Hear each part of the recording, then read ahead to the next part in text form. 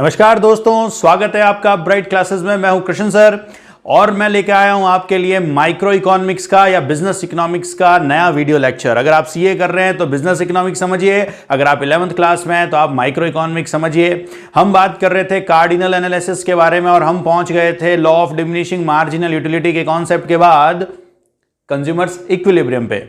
तो हमारा टॉपिक चल रहा था कंज्यूमर्स इक्विलिब्रियम, और इक्विलिब्रियम के बारे में मैंने आपको लास्ट क्लास में बहुत डिटेल में बता दिया है और फॉर्मूला क्या बना था वो भी आपको लास्ट क्लास में बहुत अच्छे से बता दिया गया था।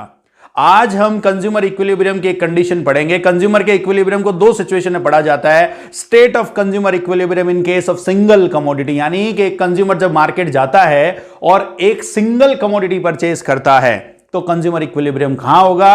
और एक होता है मोर देन वन कमोडिटी, यानी कि दो या दो से ज्यादा कमोडिटीज के केस में इक्विलिब्रियम कैसे होगा। यानी कंज्यूमर मार्केट जाता है, एक कमोडिटी एक्स परचेज करता है तो इक्विलिब्रियम कैसे समझते हैं, और एक कंज्यूमर मार्केट जाता है X Y Z and so on, बहुत सारी कमोडिटीज परचेज करता है तो इक्विलिब्रियम कैसे होता है। तो आज का हमारा टॉपिक है, बोर्ड पे देखिए, determination of consumers equilibrium in case of single commodity. Single commodity के केस में कंज्यूमर का इक्विलिब्रियम, यानी वो मार्केट जाता है एक एक्स कमोडिटी परचेज करने तो कंज्यूमर का इक्विलिब्रियम कैसे होगा। ओके गाइज, अब देखिए जब हम सिंगल कमोडिटी के केस में इक्विलिब्रियम की बात करते हैं तो पहले मैं थोड़ा सा रिवाइज करवा दूं, रिकॉल करवा दूं लास्ट वीडियो लेक्चर। अगर आपने नहीं देखा है तो मेरी रिक्वेस्ट आपसे, पहले आप लास्ट वीडियो लेक्चर देखिए, उसके बाद ये क्लास अटेंड करिए। लास्ट वीडियो लेक्चर में फॉर्मूले कैसे बने थे वो आपको समझाया गया था। मैंने आपको बताया था कि कंज्यूमर का इक्विलिब्रियम तीन बातों पर डिपेंड करता है। पहली, प्राइस ऑफ दैट कमोडिटी। दूसरी, marginal utility of that commodity, यानी जिस कमोडिटी को तुम कंज्यूम कर रहे हो उसका प्राइस क्या, पीएक्स, उस कमोडिटी से मिलने वाली मार्जिनल यूटिलिटी क्या, MUX, and marginal utility of money, MUM. तीन बातों पे कंज्यूमर इक्विलिब्रियम डिपेंड करता है, ठीक है। और कंज्यूमर इक्विलिब्रियम इन तीन बातों पे डिपेंड करता है, साथ साथ इक्विलिब्रियम की कंडीशन क्या होती है इन तीनों से, पीएक्स, एमयूएक्स और एमयूएम से, वो ये है इक्विलिब्रियम की condition. When MUX upon MUM is equals to PX। Last class में बिल्कुल क्लियरली समझाया था, ये होता है गेन, ये होता है सेक्रीफाइस, जहां दोनों बराबर वहां equilibrium. If MUX upon MUM greater than PX then consumption should be increased। अगर गेन ज्यादा हो सेक्रीफाइस से तो कंजम्पशन बढ़ाओ। MUX upon MUM less than PX then consumption को कम करो, कंजम्पशन डिक्रीज होना चाहिए अगर सेक्रीफाइस ज्यादा है और गेन कम। जब हम कंजम्पशन से मिलने वाली यूटिलिटी की बात करते हैं तो उसे हम यूटिल्स में भी एक्सप्रेस कर सकते हैं और उसे हम रुपीस में भी एक्सप्रेस कर सकते हैं। यहां भी हम समझाएंगे आपको ये बात। अब देखिए, जब आप सिंगल कमोडिटी के केस में इक्विलिब्रियम की बात करते हैं, in that case behaviour of a consumer is guided by behaviour of consumer is guided by law of diminishing marginal utility। याद रखिएगा, in case of single commodity the behavior of a consumer is guided by law of diminishing marginal utility। क्या कहता है LDMU, जैसे जैसे consumption बढ़ाते हो satisfaction continuously decrease होता है। इसके अलावा हमारी कुछ बेसिक एजम्पशन होती है। एजम्पशन क्या होती है, कंज्यूमर रैशनल होना चाहिए, यूटिलिटी को हम कार्डिनल नंबर्स में मेजर कर सकते हैं, उस कमोडिटी के प्राइस में कोई चेंज नहीं होना चाहिए, प्राइस कांस्टेंट रहना चाहिए, marginal utility of money constant रहना चाहिए। तो ये हमारी बेसिक एजम्पशंस होती है, बिहेवियर ऐसे गाइड होता है।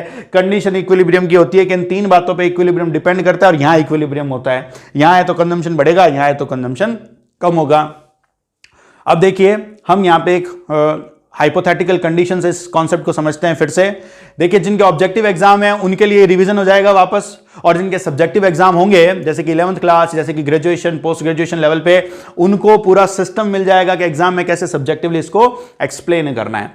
देखिए, हम एक कंडीशन लेते हैं जहां हम कहते हैं कंज्यूमर है एक्स कमोडिटी मार्केट में परचेज करने जाता है और उस एक्स कमोडिटी का प्राइस कितना है, ₹4 पर यूनिट, 4 रुपया। एक यूनिट का कितना प्राइस है, ₹4, 4 रुपए खर्च करने पड़ते हैं। एंड एमयूएम, उस कंज्यूमर की एमयूएम बोले तो marginal utility of money, ₹1 equals to 1 util, ₹1 एक यूटिल के बराबर, ₹1 एक यूटिल, जेब से ₹1 खर्च करेगा, 1 यूटिल का सेक्रीफाइस रिवर्स कर लो, अगर 1 यूटिल गेन होता है ₹1 के इक्वल गेन माना जाएगा। और देखिए यहां पे इस टेबल की तरफ एक टेबल बनाएंगे हम और एक हम डायग्राम समझेंगे। देखिए टेबल की तरफ एक्स कमोडिटी की यूनिट्स 1 2 3 4 5 6 7 और एमयू देख लीजिए 12 10 8 6 4 2 0 है ना। एलडीएमयू ऑपरेट हो रहा है ना। जैसे जैसे आप कंजम्पशन बढ़ा रहे हो वैसे वैसे सेटिस्फेक्शन कंटिन्यूअसली क्या होता जा रहा है, 12, 10, 8, 6, 4, 2, 0, वैसे वैसे सेटिस्फेक्शन कंटिन्यूअसली डिक्रीज होता जाता है। फिर देखिए हमारा इक्विलिब्रियम कहां होगा, MUX upon MUM equals to PX, यानी अब हम अगला कॉलम बनाते हैं किसका, MUX अपॉन MUM का। तो ये रहा MUX अपॉन MUM, MUM कितना गिवन है क्वेश्चन के अंदर, 1 रुपी इक्वल्स टू 1 यूटिल, MUM 1 के इक्वल है, यानी इस MUX में हम डिवाइड कर देंगे 1 का, 12 डिवाइड बाई 1 12, 10 डिवाइड बाई 1 10, यानी इन सब में हमने 1 का डिवाइड किया तो वापस वही फिगर आ गए 12, 10, 8, 6, 4, 2, 0। अब ध्यान से देखिए इन दोनों कॉलम में डिफरेंस क्या है, इसको समझिए। ये वाला जो कॉलम है ना, ये बता रहा है गेन इन यूटिल्स, क्या बता रहा है, गेन इन यूटिल्स, और ये वाला कॉलम क्या बता रहा है, गेन इन रुपीज, क्या बता रहा है ये वाला कॉलम, गेन इन रुपीज। कैसे, जब आप MUM का डिवाइड कर देते हो तो वो गेन इन रुपीज आ जाता है। यूं समझो 1 यूटिल गेन होता है तो 1 रुपए के बराबर माना जाएगा, तो 12 यूटिल गेन होगा तो 12 रुपए के बराबर होगा, 10 रुपीज गेन होगा, 10 यूटिल्स गेन होगा तो 10 रुपए के बराबर होगा, 8 यूटिल्स गेन होगा तो 8 रुपए के बराबर होगा। यानी ये वाला जो कॉलम है हमारे गेन को रुपीज में बता रहा है। फिर है PX यानी कि प्राइस ऑफ दैट कमोडिटी, हमारा सेक्रीफाइस कितना दिया हुआ है, प्राइस 4 रुपए, वो कांस्टेंट रहना चाहिए, उसमें कोई चेंज नहीं होना चाहिए। तो हर बार आप जब यूनिट खरीदोगे तो कितना खर्च करोगे, 4 रुपए खर्च करने वाले हो, हर बार उस कमोडिटी के लिए आप कितना रुपया खर्च करने वाले हो, 4 रुपए खर्च करने वाले हो। ठीक है, तो अब देखो इन दोनों कॉलम का कंपैरिजन करते हैं। फर्स्ट यूनिट जब आप कंज्यूम करते हो साइकोलॉजिकली 12 रुपए के बराबर गेन हो रहा है, जबकि सैक्रिफाइस 4 रुपए का करना पड़ रहा है, यानी अल्टीमेटली साइकोलॉजिकली कंज्यूमर को 8 रुपए गेन हो रहा है। ठीक है, डन कर देते हैं, खरीद लेते हैं। यहां 10 रुपए के बराबर गेन, 4 रुपए के बराबर सैक्रिफाइस, ये भी खरीद लेते हैं। आगे चलते हैं, 8 रुपए के बराबर गेन, 4 रुपए का सैक्रिफाइस, नेट गेन कितना हुआ, 4 रुपए का। 6 रुपए के बराबर गेन, 4 रुपए का सैक्रिफाइस, नेट गेन कितना हुआ, 2 रुपए का। तो जब तक गेन होता जाए तब तक आगे बढ़ते चलो।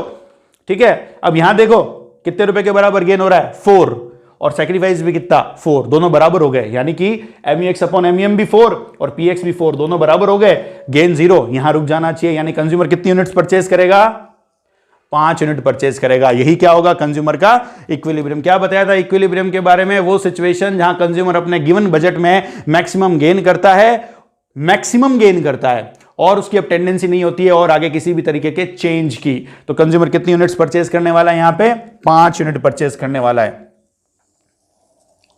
तो हम इस जगह को, इस वाले पार्ट को क्या नाम दे देते हैं, इक्विलिब्रियम। तो यहां क्या हो गया, इस ट्रेंड वाले कॉलम में यहां क्या लिख दिया हमने, इक्विलिब्रियम। क्यों हुआ है इक्विलिब्रियम, क्योंकि आप देख सकते हैं यहां ये दोनों वैल्यू बराबर हो गई। ये किसको रिप्रेजेंट कर रही है, MUX अपॉन MUM को, ये किसको रिप्रेजेंट कर रहा है, PX को। तो जहां MUX upon MUM is equals to PX, वहां क्या हो जाता है इक्विलिब्रियम। देख लीजिए, MUX upon MUM equals to PX। ये वो जगह है 5 यूनिट जब कंज्यूम करेगा कंज्यूमर मैक्सिमम गेन कर लेगा। ठीक है, 8, 6, 4, 2 एंड 0, ये मैक्सिमम गेन हो चुका है, यहां जो भी होना था उसको। अगर हम इस वाले पार्ट की बात करें तो यहां क्या सिचुएशन है, आप देख सकते हैं ध्यान से, 12, 10, 8, 6, 4, 4, 4, 4, हर बार MUX अपॉन MUM बड़ा है PX से, यानी यहां सिचुएशन है MUX upon MUM greater than PX। ठीक है, MUX upon MUM greater than PX। तो आपको यहां क्या सजेशन देना होता है, जब तक आपका गेन ज्यादा हो, ये गेन है रुपीज में, ये गेन तो था यूटिल्स में, और ये गेन है रुपीज में, दोनों बराबर इसलिए क्योंकि हमने MUM 1 मान लिया। ठीक है, तो ये जो गेन है ये सैक्रिफाइस से ज्यादा है, तो आप कंजम्पशन को बढ़ा देते हो। ठीक है, फिर यहां देखिए थर्ड पार्ट में MUX अपॉन MUM कम है और PX ज्यादा है।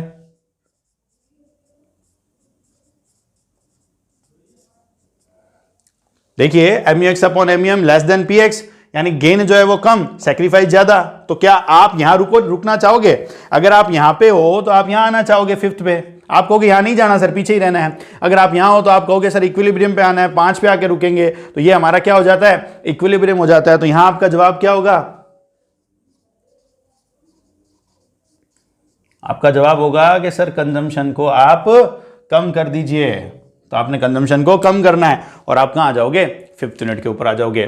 तो ये सारी की सारी एक टेबुलर एक्सप्लेनेशन है consumer equilibrium in case of single commodity में। अब देखिए इस टेबल को हम एक डायग्रामेटिक प्रेजेंटेशन देते हैं, तो ध्यान से देखिए इस टेबल की तरफ, ठीक है। इस टेबल में एक्स एक्सिस पे क्या है, units of X commodity 0 1 2 3 4 5 6 and 7। Y axis पे हमने लिया है MUX को और PX को। किसको लिया है, मार्जिनल यूटिलिटी, ये वाले कॉलम को MUX अपॉन MUM को और PX को। मैंने खाली MUX ही लिखा है। मैं यूं बोल सकता हूं ना, this MUX is in utils, this MUX is in utils and this MUX is in rupees. जैसे ही आप MUX में MUM का डिवाइड करते हो वो MUX कन्वर्ट हो जाती है रुपीज में। समझ गए बात को। पिछले एग्जांपल को अगर हम समझें तो वहां हमने MUM 1 रुपी इक्वल्स टू कितना लिया था, 4 यूटिल्स लिया था और कन्वर्ट किया था। यहां हमने MUM को क्वेश्चन को इजी रखने के लिए कितना ले लिया, 1 यूटिल ले लिया, ताकि डेटा क्या आ जाए, सेम आ जाए। तो ये है MUX इन रुपीज और ये है प्राइस इन रुपीज। तो यहां पे आपने जो MUX लिया वो रुपीज वाली ली है और PX लिया है। अब आप जानते हैं कि प्राइस तो कांस्टेंट रहना चाहिए, प्राइस फिक्स पड़ा है, तो प्राइस तो हर बार 4 था, यहां देख सकते हैं आप टेबल में, तो हमने यहां हर जगह 4 लिख दिया। तो ये हॉरिजॉन्टल लाइन जो है ना रेड कलर वाली, ये किसको रिप्रेजेंट कर रही है, प्राइस को रिप्रेजेंट कर रही है। रेड कलर वाली हॉरिजॉन्टल लाइन किसको रिप्रेजेंट कर रही है, प्राइस को रिप्रेजेंट कर रही है, प्राइस ऑफ दैट कमोडिटी को। फिर देखिए MUX को इन रुपीज वाली को MUX अपॉन MUM बोल सकते हैं। ये कंटिन्यूअसली क्या हो रहा है, डिक्रीज हो रहा है, 12 10 8 6 4 2 0। तो ये देखिए फर्स्ट पे है 12, फिर आगे 10, फिर थर्ड पे है 8, फिर है 6, फिर है 4, फिर है 2 और फिर आगे 0 हो जाएगी। तो ये MUX अपॉन MUM है। कहां होता है इक्विलिब्रियम, जहां दोनों बराबर होंगे, यानी MUX और MUM दोनों जहां बराबर होंगे, MUX अपॉन MUM और PX जहां दोनों बराबर होंगे। दोनों बराबर कहां हो रहे हैं, देखो 5th यूनिट के ऊपर बराबर हो रहे हैं। यहां हुए थे ना 5th यूनिट के ऊपर बराबर, दोनों बराबर है 5th यूनिट पे, तो यहां 5th यूनिट के ऊपर बराबर हो रहे हैं, तो ये इक्विलिब्रियम हो गया। इस पॉइंट को हमने ई पॉइंट को, इस पॉइंट को हमने क्या नाम दिया, ई नाम दे दिया। ये इक्विलिब्रियम है 5th पॉइंट पे, क्योंकि यहां पे MUX अपॉन MUM बराबर है PX के। तो ये हो जाता है इसका diagrammatic presentation. So in case of single commodity, consumers equilibrium behaviour of a consumer in case of single commodity will be guided by law of diminishing marginal utility. जहां हमारी कुछ बेसिक एजम्पशन होती है कि MUM कांस्टेंट रहना चाहिए, price of that commodity constant रहना चाहिए, और अदर फैक्टर जित कंज्यूमर रैशनल होना चाहिए, अदर फैक्टर सारे कांस्टेंट रहने चाहिए। Law of diminishing marginal utility applicable होना चाहिए। कमोडिटी के मिलने वाले सेटिस्फेक्शन को हम कार्डिनल नंबर्स में मेजर कर सकते हैं, ठीक है। ये सारी एजम्पशन लेकर चलते हैं। फिर कहते हैं 3 बातों पे इक्विलिब्रियम डिपेंड करता है, PX MUM और MUX पे इक्विलिब्रियम यहां होता है। फिर इस बात को एक्सप्लेन करने के लिए ये टेबल और ये diagram with some hypothetical figures हम यहां पे एक्सप्लेन करते हैं, ठीक है गाइस। अब देखिए ये तो था सिंगल कमोडिटी। अभी सपोज करिए सिंगल कमोडिटी नहीं हो, एक से ज्यादा कमोडिटी हो, एक हो X, एक हो Y और एक हो Z। 3 चीजें अगर हो, 3 कमोडिटीज अगर हो, तब कंज्यूमर का इक्विलिब्रियम कहां होगा, कैसे होगा, आइए इस बात को समझते हैं।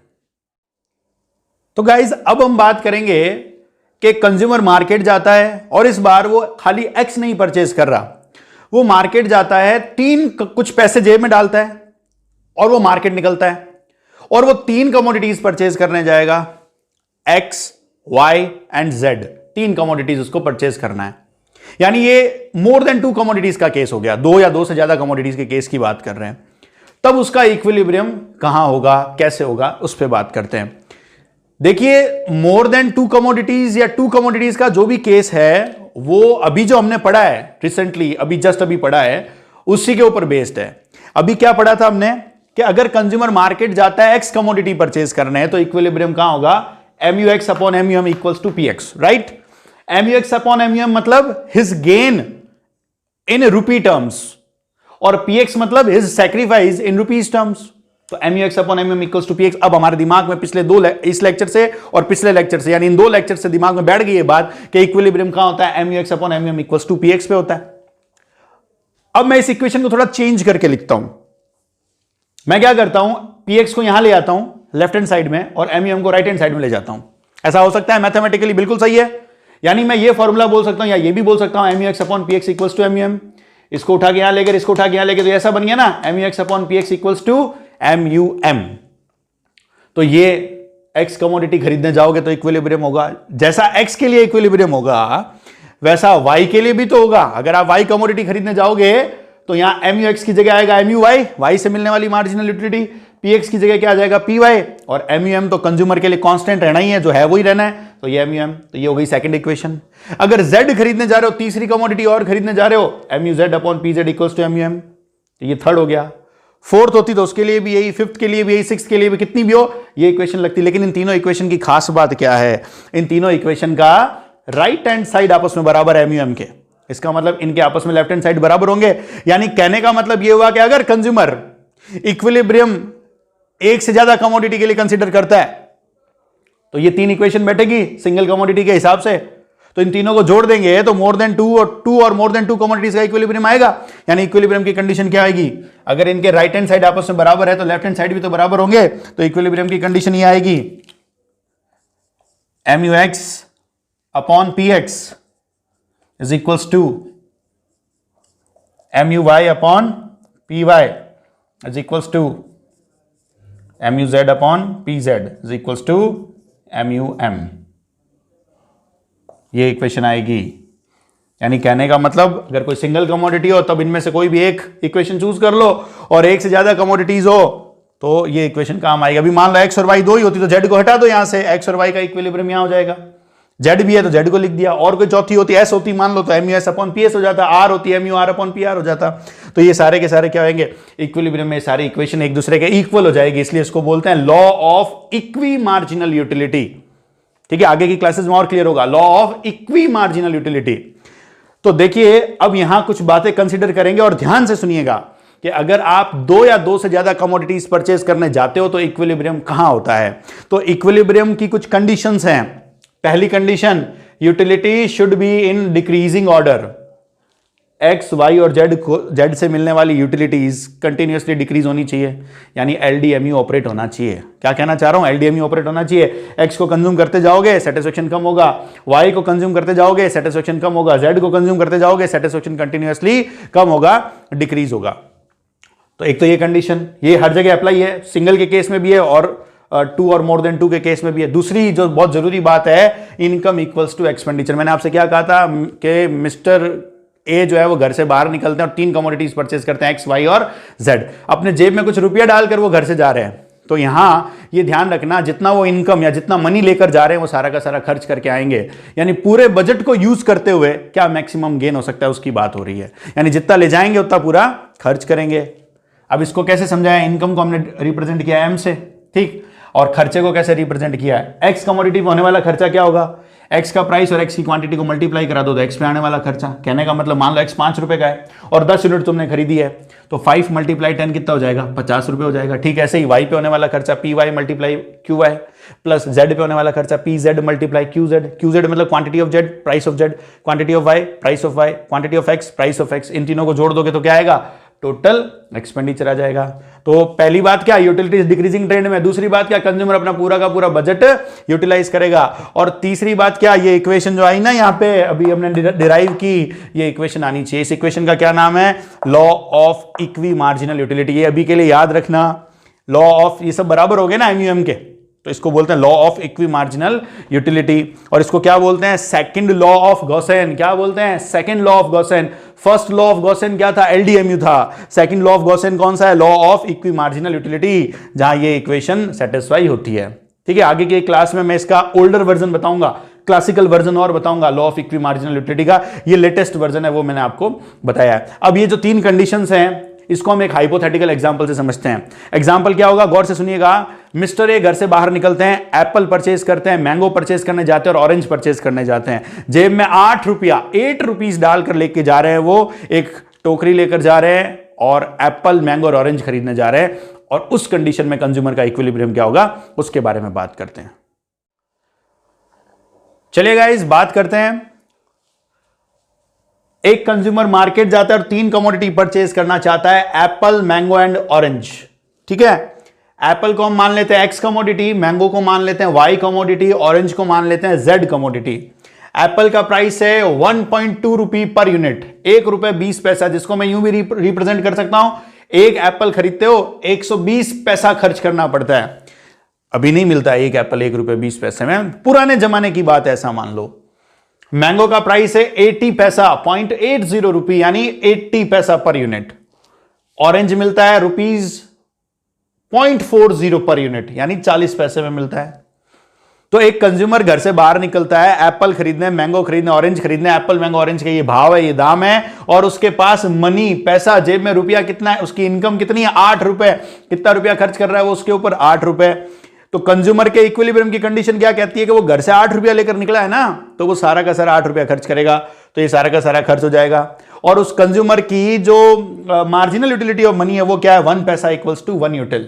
इस बार रुपए पे खेल नहीं है सारा, इस बार पैसे पे खेल है। सबसे छोटी यूनिट में रिप्रेजेंट करते हैं ना हम एमयूएम को, तो यहां हम पैसे का एग्जांपल जानबूझ कर लिए हैं, इतने छोटे प्राइस लिए हैं कि हम पैसे में कैलकुलेशन करेंगे ताकि आप समझ सकें कि वर्थ ऑफ अ रुपी और वर्थ ऑफ अ पैसा। तो पुराने जमाने में 1 पैसा बराबर 1 यूटिल लेकर चले होंगे, अभी 1 रुपी इक्वल्स टू 1 यूटिल लेकर चलते हैं, या जो भी लेकर चलते हैं। तो 1 पैसा इक्वल्स टू 1 यूटिल, यानी जेब से 1 पैसा खर्च करेगा तो 1 यूटिल का सैक्रिफाइस करेगा वो। ठीक है, अब देखिए इधर हमारे पास इनकी मार्जिनल यूटिलिटी शेड्यूल है, एप्पल का, मैंगो का और ऑरेंज का। क्या है मार्जिनल यूटिलिटी शेड्यूल एप्पल का, 150, 140, 130, 120, 110 एंड 100। डिक्रीजिंग ट्रेंड में होना चाहिए। कंडीशन कहती है ना कि तीनों कमोडिटीज से मिलने वाली, या 2 कमोडिटीज से, या 3 से, या 4 से, या 5 से, या जितनी भी कमोडिटीज है, हर एक कमोडिटी से मिलने वाली मार्जिनल यूटिलिटी डिक्रीजिंग ट्रेंड में होनी चाहिए। तो डिक्रीजिंग ट्रेंड में है। मैंगो से मिलने वाली यूटिलिटी 100, 90, 80, 70, 60, 50 डिक्रीजिंग ट्रेंड में। ऑरेंज से मिलने वाली यूटिलिटी 50, 40, 30, 20, 10 एंड 0 डिक्रीजिंग ट्रेंड में। जानबूझकर बहुत सिंपल फिगर लिए गए हैं सो दैट आपको कंज्यूमर के बिहेवियर को एक्सप्लेन किया जा सके। ठीक है, चलिए हम सबसे पहले एप्पल के बारे में बात करते हैं। पहला एप्पल खरीदा जाता है, पहला एप्पल खरीदने के लिए कितना सेक्रीफाइस करना पड़ रहा है, 120 पैसा जेब से देना पड़ रहा है। जब आप 1 पैसा जेब से देते हो तो कितने का सेक्रीफाइस करते हो, 1 यूटिल का। 1 पैसा जेब से जाएगा, 1 यूटिल का सेक्रीफाइस। तो जब 150 पैसा जब एक एप्पल आप दोगे, 120 यूटिल का सेक्रीफाइस करोगे, 120 पैसे का सेक्रीफाइस करोगे, तो कितने के बराबर सेक्रीफाइस होगा, 120 यूटिल के। क्यों होगा, 1 पैसा इक्वल्स टू 1 यूटिल, तो 120 पैसा इक्वल्स टू 120 यूटिल्स, यानी सेक्रीफाइस करोगे 120 यूटिल का, और गेन कितना करोगे, 150। खरीदना चाहिए नहीं खरीदना चाहिए पहला एप्पल, खरीदना चाहिए सर, बिल्कुल। क्यों खरीदना चाहिए, गेन हो रहा है 150 यूटिल्स और सेक्रीफाइस कर रहे हैं हम 120 यूटिल्स। सेकंड एप्पल देखते हैं। सेकंड एप्पल के लिए भी प्राइस कांस्टेंट रहना चाहिए कमोडिटी का। कितना खर्च करोगे, प्राइस क्या है कमोडिटी का, 120 पैसा, कितना खर्च करोगे आप, 120 पैसा, यानी 120 यूटिल्स। सेक्रीफाइस 120 यूटिल्स का, गेन कितना हो रहा है, 140। हर बार एप्पल पे आप 120 पैसा खर्च करोगे। 1 पैसा खर्च करते हो तो 1 यूटिल के बराबर है, तो 120 पैसा खर्च करोगे तो 120 यूटिल के बराबर है। दूसरे एप्पल से मिलता है 140 यूटिल्स, सेक्रीफाइस है 120 यूटिल्स, परचेज कर लेंगे। तीसरे एप्पल से 130 यूटिल्स गेन हो रहा है, सेक्रीफाइस 120 यूटिल्स, परचेज कर लेंगे। फोर्थ पे गेन हो रहा है 120, सेक्रीफाइस भी 120, बराबर, यहां आके रुक जाएंगे। यानी कितने एप्पल खरीदेंगे, 4 एप्पल खरीदेंगे। अगर आप 5th एप्पल की तरफ जाते हो तो देखो क्या सीन है, क्या सिचुएशन है। गेन कितना हो रहा है, 110 यूटिल्स, और सेक्रीफाइस कितना कर रहे हो आप, 120। गेन 110 है और सेक्रीफाइस 120 है, तो ये काम आप नहीं करोगे, 5th एप्पल नहीं खरीदोगे। कितने एप्पल परचेस करोगे, 4 एप्पल खरीदोगे। यानी कि एप्पल पे तुम कितना खर्च कर रहे हो, 4 एप्पल, 1 रुपए 20 पैसे का 1 एप्पल, कितना खर्च कर दिया आपने, 4 रुपए 80 पैसे एप्पल पे खर्च कर दिए। ठीक है, अब बात करते हैं मैंगो की। मैंगो कितने का है, 80 पैसा। इक्वेशन से हिसाब लगाओ, 1 पैसा 1 यूटिल के बराबर, यानी 1 पैसा खर्च करोगे, 1 यूटिल का सेक्रीफाइस करोगे। 80 पैसा खर्च करोगे, कितने का सेक्रीफाइस करोगे, 80 यूटिल्स का सेक्रीफाइस कर दोगे। यानी मैंगो की हर एक यूनिट के लिए 80 यूटिल्स का सेक्रीफाइस है। फर्स्ट मैंगो खरीदा जाना चाहिए, बिल्कुल। गेन कितना हो रहा है, 100 और सेक्रीफाइस 80। सेकंड खरीदे, बिल्कुल खरीदे, गेन 90, सेक्रीफाइस 80। थर्ड भी खरीद लो और यहां रुक जाओ, ये इक्विलिब्रियम है क्योंकि गेन और सेक्रीफाइस बराबर है। फिर हम बात करते हैं ऑरेंज के बारे में। ऑरेंज कितने का है भाई, 40 पैसे का है, 40 पैसे का ऑरेंज है। ये इक्वेशन फिर से 1 पैसा 1 यूटिल के बराबर, तो 40 पैसा 40 यूटिल के बराबर, यानी हर एक ऑरेंज के लिए 40 यूटिल्स का सेक्रीफाइस। गेन है 50, सेक्रीफाइस है 40, खरीद लो।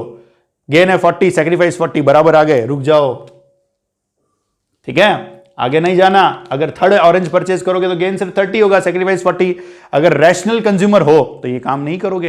यानी कितने ऑरेंज खरीदोगे, 2, कितने मैंगो खरीदोगे, 3, और कितने एप्पल खरीदोगे, 4। तो एप्पल तो खरीदे थे 4, और मैंगो कितने खरीदे तुमने, 3 मैंगो खरीदे। 1 मैंगो 80 पैसे का, 2 रुपए 40 पैसे खर्च करोगे। और ऑरेंज कितने खरीदोगे? 2। एक ऑरेंज कितने का है भाई? 40 पैसे का, तो 2 ऑरेंज 80 पैसा। इसकी टोटल करोगे तो आएगा 8 रुपए के बराबर। घर से कितना लेकर निकले थे? 8 रुपए, और सारा का सारा खर्च कर दिया आपने। ठीक है, अब इसको हम कंडीशन में सेट करते हैं। 3 कंडीशन बताई थी। पहली कंडीशन थी कमोडिटी से मिलने वाली यूटिलिटी क्या होनी चाहिए? डिक्रीजिंग ट्रेंड में होनी चाहिए। तो है, तीनों पे एलडीएमयू एप्लीकेबल है। दूसरा, ये law of equi marginal utility की कंडीशन सेटिस्फाई होनी चाहिए इक्विलिब्रियम पे। तो देखते हैं हो रही है कि नहीं हो रही। तो देखो, इक्विलिब्रियम पे एमयूएक्स कितना है? 4 यूनिट में एप्पल की खरीदी थी, एमयूएक्स कितना है इक्विलिब्रियम पे? 120, और प्राइस कितना है? 120 पैसा। इक्विलिब्रियम पे एमयूवाई कितना है? 3 मैंगो खरीदे थे, एमयूवाई है 80, और प्राइस ऑफ वाई भी कितना है? 80। इक्विलिब्रियम पे एमयूजेड कितना है? जेड यानी ऑरेंज, 2 यूनिट ऑरेंज की खरीदी थी, एमयूजेड कितना है? 40, और प्राइस ऑफ जेड भी कितना है? 40, और एमयूएम कितने के बराबर है? 1 यूटिल यानी 1 के इक्वल। तो देखो सब हो गए ना बराबर, 1 = 1 = 1 = 1, ये सब 1 के बराबर हो गए।